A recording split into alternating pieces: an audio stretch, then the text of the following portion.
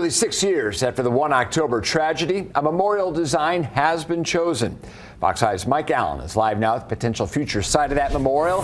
The reasons the winning design was picked. Mike?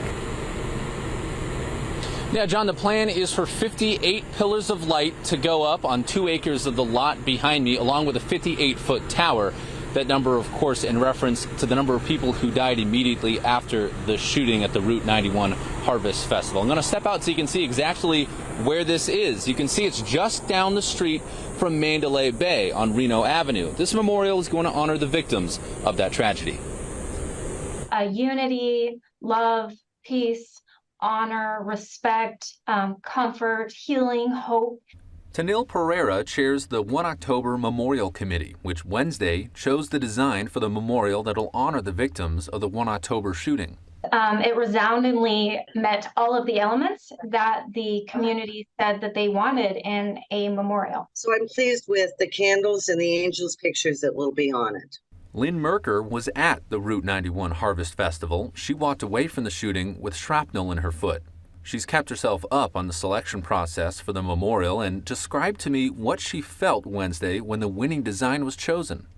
It was very emotional, like I'm going to get right now. You know, what happened that night should not have to happen to anybody.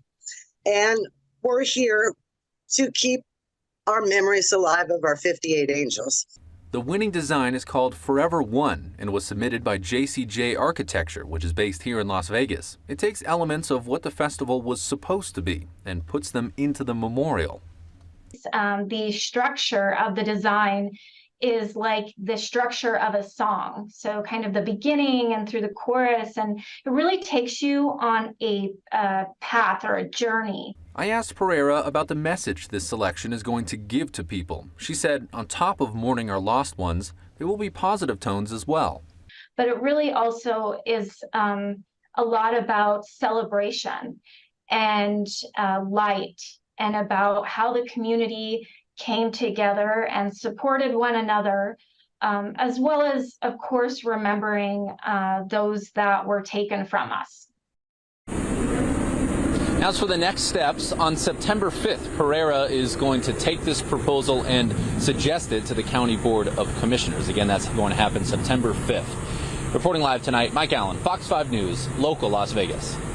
Mike, thank you. And the committee says there will be a fundraising effort to build, operate, and maintain the memorial.